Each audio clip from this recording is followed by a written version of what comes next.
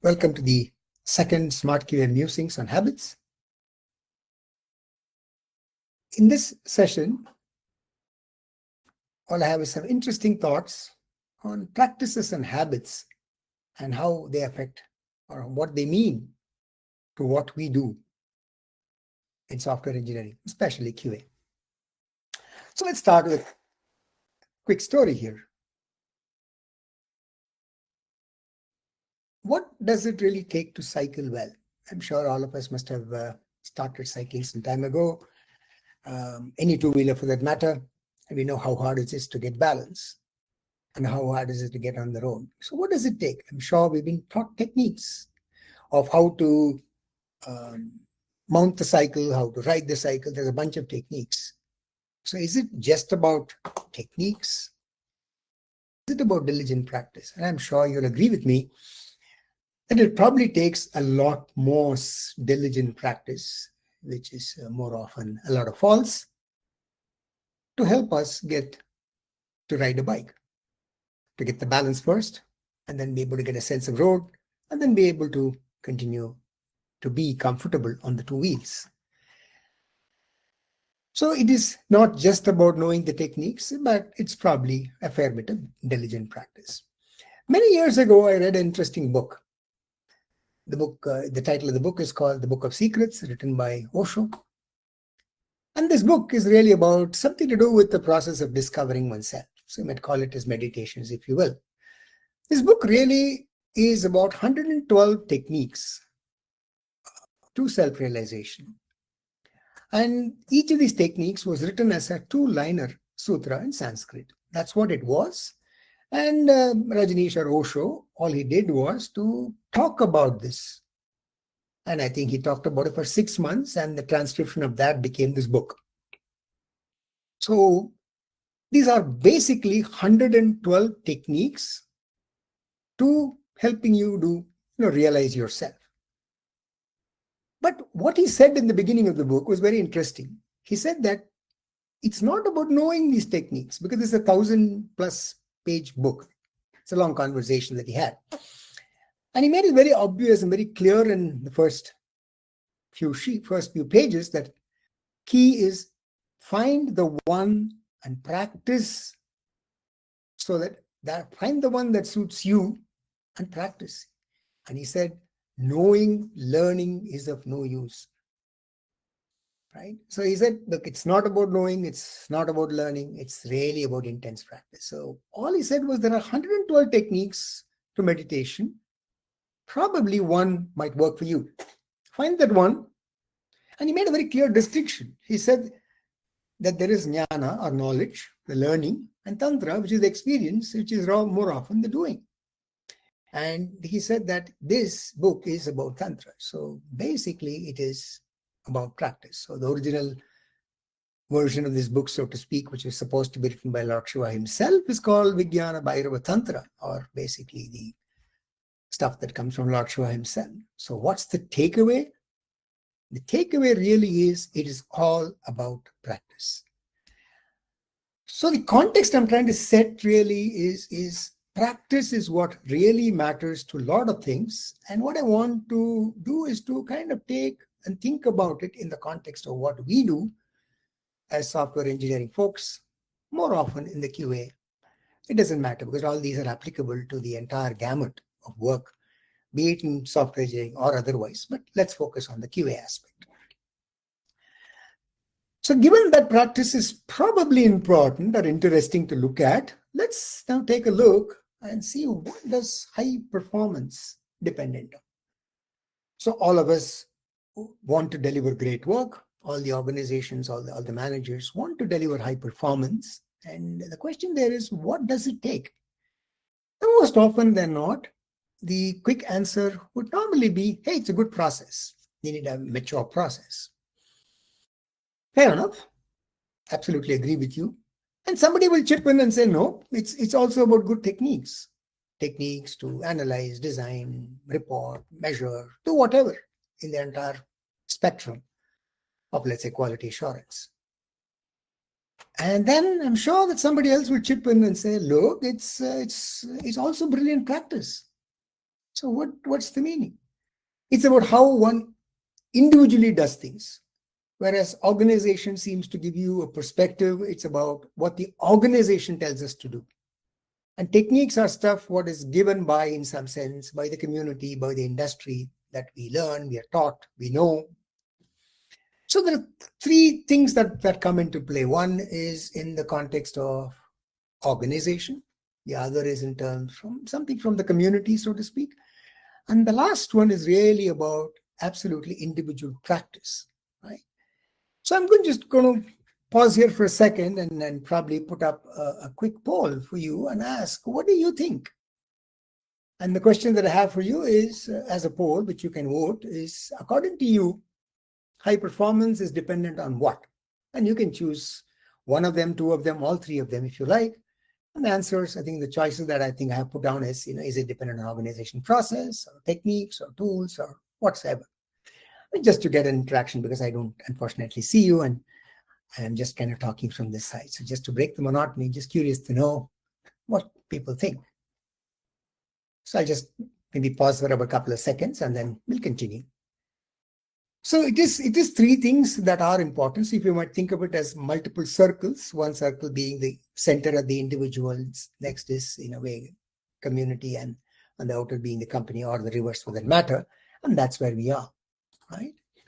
So what I understand is a lot of you very well, seriously voted on the process, which is 5 out of 5. And I think there was a bit of it kind of tapered from 80% to 80%, 100%, 80% and 60%. So about 3 out of 5 think it is probably practice and stuff like that. That's really what it is. But truly speaking, high performance is not either or choice. It's really about all three in a beautiful harmony, right?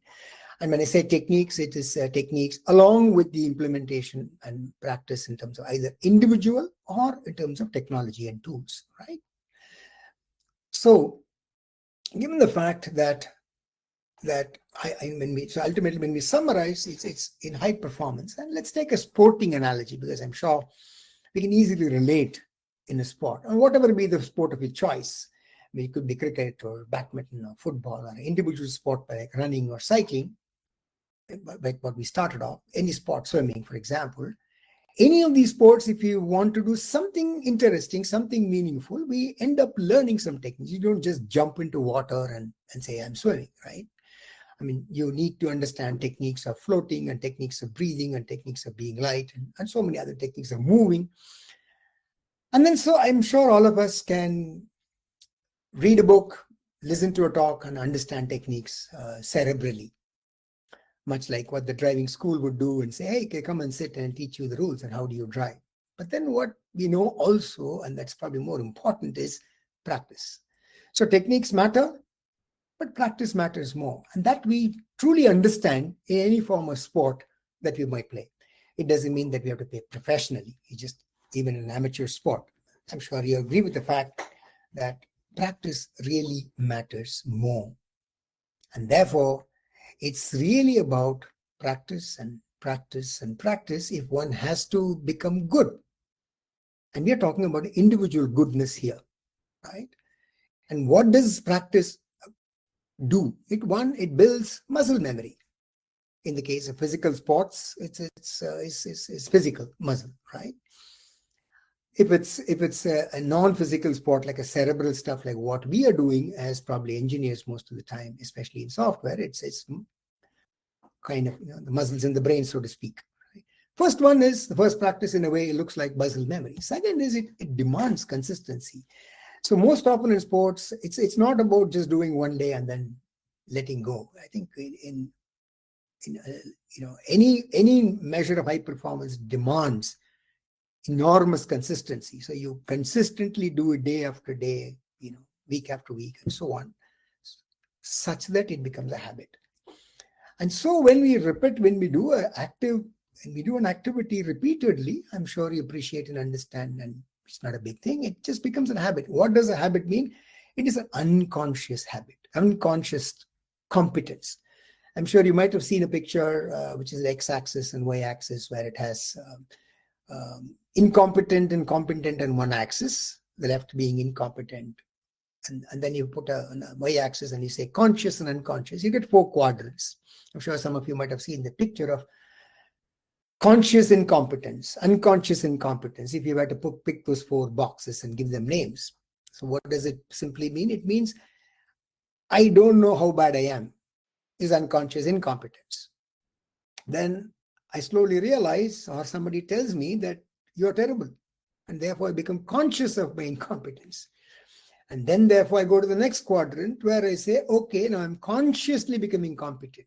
That means I'm learning, I'm getting completely aware, and I'm focused on doing it, and that's part of the early stage of practice. And then I practice, I get into the last and the final quadrant, which is really conscious competence. What does that simply mean? It's part of me. It's just a habit, right? And that's really where it is. And in any work that we do, habits are fundamental. We may not see it in certain sports, in certain activities, habits are so fundamentally important. But is it true in what we do? So in the physical world, it's easy to understand. It's fitness, it's health, it's stuff like that.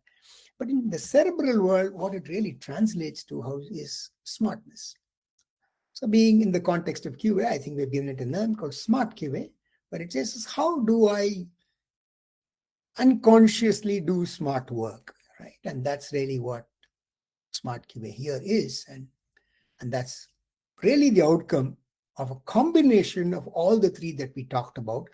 That is the process part, the organizational process part, the individual's techniques and associated tools, and of course, the individual practice that one adopts, which becomes habits, right? And therefore, let's jump along, and having set that context for the last few minutes, let's see what are good habits. Are there good habits for, let's say, a person like QA, a guy who's assuring, when I play the role of an assurance person in the context of software engineering? Maybe, I'm sure there are many, but I'm trying to kind of think what I think are probably 4 of the top of my list. Okay, so this is not an education or a pedagogy, just a bunch of interesting thoughts, musings really. So the one I think is observing, the ability to observe, right? So you're trying to assure, you're just observing. You're observing the bigger picture, observing the details. You're observing the product, the technology, the people, the environment, and see what's happening. And therefore, you're kind of absorbing, understanding, and therefore assimilating quite. That occurs from observation. Could be with the software, with the document, whatever. The second habit is probably more of a probing. That means, my habit is to probe, is to question, to dig in, to ask many, many questions, so to speak. And that's like habit number 2. Now, as I observe, as I probe, I guess it's important that I, in a way, keep track of it. Help me connect these various pieces, and that's where note-taking comes. Whether you take it, in a piece of paper, or whether you take it in a digital notepad or whatever form, note-taking basically helps you connect better, because it's not about act of writing. We're not doing record keeping. We're simply, I think we talked about it very briefly in the last webinar too. And the last one is about saying, okay, I am observing, I am probing, I am note-taking. So how am I assimilating it? How am I forming hypotheses, forming ideas, coming up actions to do? And therefore, it's a constant process of connection. And probably these 4 are not so separate like what is there in the slide, but it's kind of intertwined, and they kind of work together. But then they become a fundamental habit that is very unconscious to what I do. And if I did that, maybe they become really good habits, and therefore help me to be a little more high performance, software quality assurance engineer. So what I've tried to do is try to take it a little further and say, okay, if these were things that were generic, how would I look at it as a part of a method and a methodology? And therefore I'm going to kind of give my views, how I adapted it into the method that I use, which is one of the methods for SmartQA called hypothesis-based immersive session testing. So I think I kind of outline, I think of it as 5 key practices that are fundamental to in this method. And some of it is obviously a takeoff from what we just talked about. The first one being note-taking. So I'm saying, hey, here is a key practice. So this methodology itself consists of some techniques and some practices. So these become, in a way, key practices, right? So one of them, as I briefly mentioned to you a minute ago, is about note-taking. How do you take notes? And notes need not be text. It can be pictures, it can be doodles, it can be any form which creatively connects with you, helps you think, spawns ideas, helps you assimilate, helps you find questions, and so on and so forth, right? And also serves as a memory. The second key practice, I think, is being very mindful. And especially in this current context and current age and time, this is really hard, right? Mindfulness being immersive. That means when we are particularly doing some work, how deep inside are we, or how closely associated are we, rather than being kind of distracted. So I kind of look at it from an immersion. So as like jumping into the water, I really don't have too much of distraction, because if I open my mouth, I probably will die, right? So I can be in the water, I can kind of do a bit of a scuba dive, be very mindful. Maybe I'm looking for some treasure, I hunt for it, and then I come back after a certain short session. So that's why I think of it as an immersive session, right? And that's like, to me. So which means the habit of being mindful means that I am focused, I am less distracted. At that point in time, I am only doing the job, and I keep my session to what I think is meaningful. So if I can keep my level of immersion and mindfulness to 30 minutes, I will work in 30-minute slots. If I can hold it for about an hour, I'll work in terms of 1-hour slots. And so what we're really saying is, maybe it's important for us to be constantly mindful. We understand the notion of mindfulness outside of the software, the technology world, I'm sure. The third stuff is, how do you write? Because language forms the basis of how we express and communicate and understand and assimilate. So the style of language is not about how long you write or how much you write. It's about what is the style you write. Do you write it as a one-liner? Do you write it as one word, two-word phrase with a question mark, with an exclamation mark? Or do you choose not to write as text, but you kind of put pictures? I'm sure we do that with the emojis when we communicate today. Our language itself is changed into hieroglyphic emojis today. So the style of how we do the note-taking significantly matters, because if we had adopted a longer, detailed style, we become less immersive. We become less mindful, because you're more focused on the writing, right? And therefore, the note-taking becomes a chore, and therefore we can't do it. So style of language, of how we write, how we take down, how we observe, how we record our ideas. Think of it as recording of whatever that we're seeing, we are coming up with, is what the third one is all about. The fourth one is, okay, you are observing at what level? Are you looking at the highest level? Are we looking at the lowest level? Because the challenge with especially testing for sure is the ability to look at the highest level. What does it mean to the business and the customer? And then go down and see, how does this feature work and how does it work in a certain environment? So you need to do a bit of a survey. You need to also swoop down.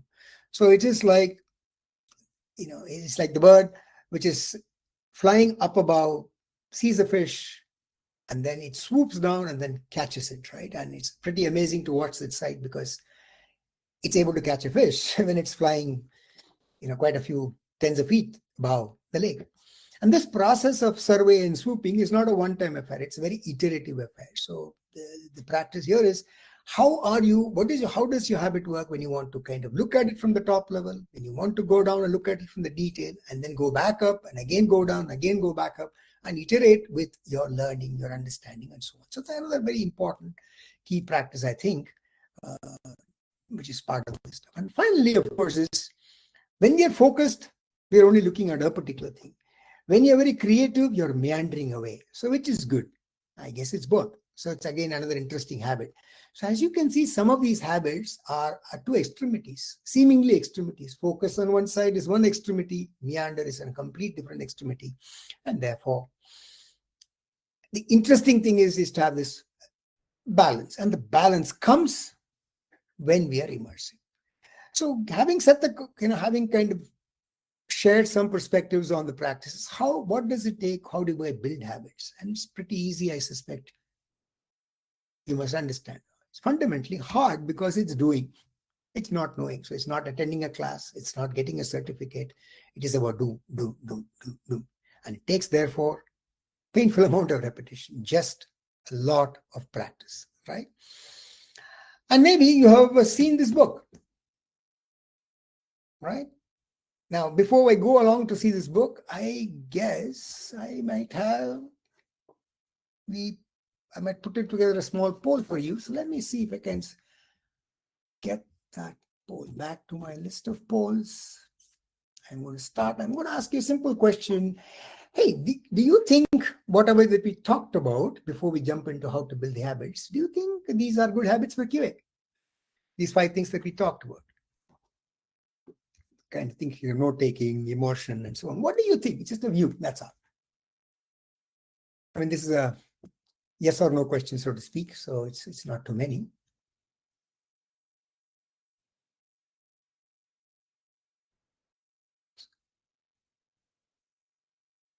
Okay, thank you for that. So all of you seem to think that is true, right? So the building of habits, coming back to here, is just heck a lot of practice. So there's no fun in going to a class and reading it and knowing more. That's necessary, but that doesn't solve the problem. And so the repetition in the physical world, it's pretty easy to understand. You do an exercise, you do 10 reps, 100 reps. I mean, you're learning to hit a ball in a cricket, then you hang a ball and keep on hitting, for 1,000 times, 10,000 times. So what does it mean in the context of what we do? It's about applying these techniques repeatedly, asking questions repeatedly in the same fashion, such that some of these things, when somebody is taking notes, you're probably cueing him all the time. Or when somebody is trying to look at it, you're always thinking in terms of sessions. So you're basically trying to do that in a repetitive fashion, either by yourself or with somebody else as a coach. And therefore, you hopefully make it as a part of your system. And I'm sure some of you might have read this book, which is go back. It's an amazing book that was, I think, published many years ago. A gentleman named James Clear published, and it really became a massive bestseller. Fairly easy, in the sense he does not give you enormous pedagogy. He simply starts off by saying, make tiny changes to accomplish remarkable results. And I'm sure some of you would have seen, hey, 1% change every day. And there are some fantastic videos which talk about it. If you make 1% change every day, then it is, at the end of the year, you will have a compounding effect of 1%, which is, if you understand the compounding formula, it should be the power of 365, right? And that will result in about 37 times improved compared to what it was, and so on and so forth. But the whole book, the mantra of the whole book was how to achieve more by focusing on less. And that's what the book was. And it's a lovely read. So I read that, I think, when it was launched, because I used to follow this gentleman some time ago. And accomplishing more by focusing on less is really what SmartQA is all about. We're trying to accomplish more by doing less. Do you get it? So now let me close around and then say, see, there is science, there is engineering, and there is art. Science gives you the basis of why, what, etc., and therefore gives you a bunch of techniques. And engineering translates these techniques into some real artifacts. And ultimately, it takes a craftsman to produce works of art. And we understand that in a lot of other disciplines, music and arts and painting and so many other non-engineering activities. But is there art? Is software development an art? And I'm sure there is an interesting book that you might have also read, right? Is it an art? Is QA an art? Is development an art? Development engineering? Is development a science, right? Now, the answer is we start with science, graduate to engineering, and hopefully end up with art. So which means as we become much more deeper into the system, we become craftsmen. We do work amazingly well. And what does it take to get there? It's about doing practice. It is about enjoying the practice, building the habits, so that we all can become craftsmen in the field of work that we do. In our case, if we're doing QA, to me, it's assurance, right? And I just wanted to leave you with this thought that it is not just a mundane notion of finding bugs and applying techniques and using tools and following a process. They are there. But I think all we want is, at the end of the day, some elevated notion of, is it interesting enough to look at it from an art perspective, right? So before we close down in maybe a few minutes, maybe another 3-4 minutes, thank you so much.